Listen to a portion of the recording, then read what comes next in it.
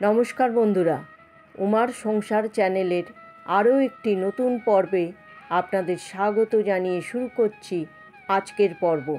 আশা করি আপনারা ভালো আছেন, সুস্থ আছেন। বন্ধুরা, আজকের পর্বের আলোচ্য বিষয় লোকনাথ বাবার তিরোধান দিবস। 2025 সালে 1432 বঙ্গাব্দে লোকনাথ বাবার তিরোধান দিবস কবে পালিত হবে? বাবার পুজোর শুভ মুহূর্ত, লোকনাথ বাবার তিরোধান দিবসের পূজা পদ্ধতি। চলুন জেনে নেওয়া যাক আজকের পর্ব থেকে।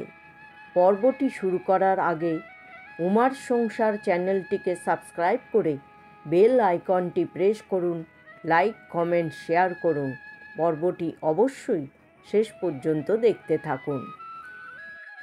রণে বনে জলে জঙ্গলে যখনই বিপদে পড়বে আমাকে স্মরণ করবে, আমি রক্ষা করব। নিজের ভক্তদের উদ্দেশ্যে একথা বলেছিলেন লোকনাথ ব্রহ্মচারী। আজও তার এই আশ্বাসবাণী মনে প্রাণে বিশ্বাস করেন তার অগণিত ভক্ত। হিন্দু ধর্মের একজন শ্রদ্ধেয় সাধক এবং আধ্যাত্মিক ব্যক্তিত্ব লোকনাথ বাবার মৃত্যুবার্ষিকী স্মরণে তিরোধান দিবস পালন করা হয়।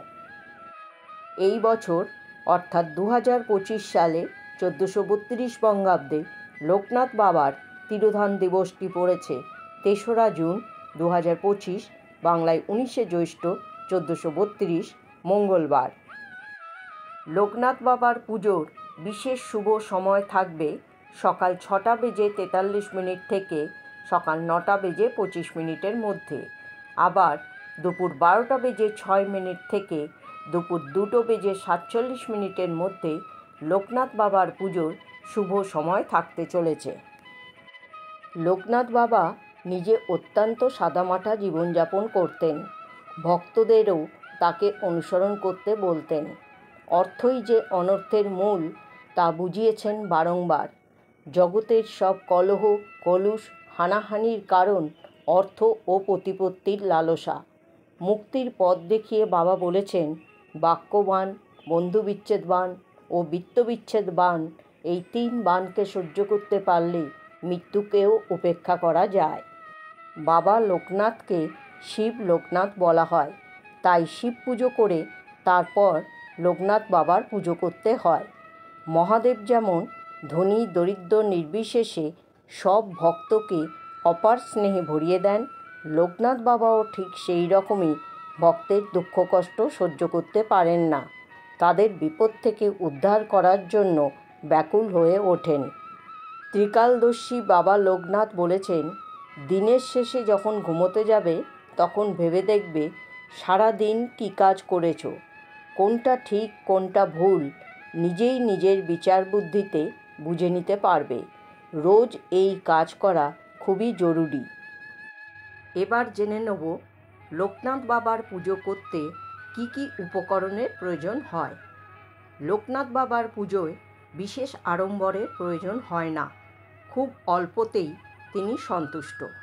সাদা ফুল, যে কোনো ধরনের সাদা ফুল লোকনাথ বাবার পুজোয় দেওয়া যায়। এছাড়া লোকনাথ ব্রহ্মচারীর পুজোয় অত্যন্ত গুরুত্বপূর্ণ ফুল হল নীল শাপলা বা নীল শালুক ফুল। বাবার চরণে নিবেদন করুন এই ফুল। বাবা লোকনাথের পুজোর প্রসাদে মূল উপকরণ হল মিছরি, তাই বাবার প্রসাদে অবশ্যই মিছরি রাখবেন, সাথে মাখনও। এছাড়াও মিষ্টি ভোগে পায়েস, অমৃতি এবং যে কোনো ধরনের সাদা রঙের মিষ্টি নিবেদন করতে পারেন। বাবার পুজোর ফল প্রসাদে অবশ্যই রাখবেন তালশাঁস এবং কালো জাম। এছাড়াও সাজিয়ে দিতে পারেন আম, জাম, লিচু, কাঁঠাল সহ নানান মরশুমি ফল। শোনা যায় পোলাও কিংবা পনির নয়, ভাত, ডাল, চচ্চড়ি বা খিচুড়ি, লাবড়া, চাটনি বা সব রকম সবজি সিদ্ধ দিয়ে তৈরি ভাত বা বাল্যভোগ বাবার প্রিয় খাবার। বাবা লোকনাথকে যেহেতু শিবের অবতার মনে করা হয়, তাই লোকনাথ বাবার পুজোয় বেলপাতা অবশ্যই রাখবেন। লোকনাথ বাবার পূজা পদ্ধতি। এই দিন আপনারা সকাল সকাল ঘুম থেকে উঠে পড়ুন। আপনার প্রতিদিনের কাজকর্ম সেরে স্নান করে পরিষ্কার শুদ্ধ কাপড় পরুন। পুজোর ঘর বা মন্দির পরিষ্কার করে নিন। গঙ্গা জল ছিটিয়ে ঘর বাড়ি পবিত্র করুন। সূর্যদেবকে জল অর্পণ করুন। প্রথমে আপনার ইষ্ট দেবতার পুজো করে নিন। এরপর লোকনাথ বাবার মূর্তি বা ছবি একটি পবিত্র স্থানে স্থাপন করে পূজার সংকল্প গ্রহণ করুন। গঙ্গা জল দিয়ে বাবার অভিষেক করে নিন।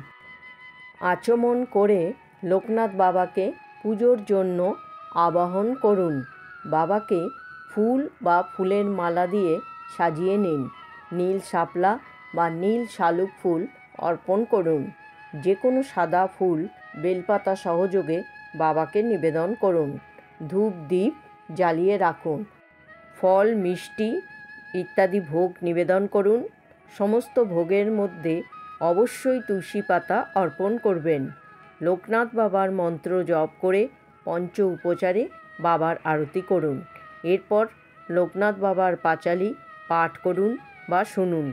লোকনাথ বাবার কাছে নিজের এবং পরিবারের কল্যাণের জন্য প্রার্থনা করুন। এরপর প্রসাদ বিতরণ করুন এবং নিজেও গ্রহণ করুন। কারোর জন্মকুণ্ডলিতে যদি রোগ ভোগ যোগ বা দারিদ্র্য যোগ থাকে তাহলে প্রতি সোমবার বাবা লোকনাথের পুজো করলে রোগ মুক্তি হয়, আর্থিক সঙ্গতি ফেরে, বিপদ কেটে যায়, এমনই বিশ্বাস ভক্তকুলে। জয় বাবা লোকনাথ, জয় ব্রহ্ম লোকনাথ, জয় শিব লোকনাথ, জয় গুরু লোকনাথ। এই মন্ত্র উচ্চারণের মাধ্যমে জীবনের পথ সুদৃঢ় হয় ও যে কোনো বাধার থেকে মুক্তি পাওয়া যায়। যদি ভক্তি সহকারে মন থেকে লোকনাথ বাবাকে স্মরণ করা যায় তাহলে ভক্তের সব মনোবাঞ্ছা পূর্ণ হয় এবং বাবার আশীর্বাদ পাওয়া যায় খুব সহজেই। বন্ধুরা, আজকের পর্বটি এখানেই শেষ করছি।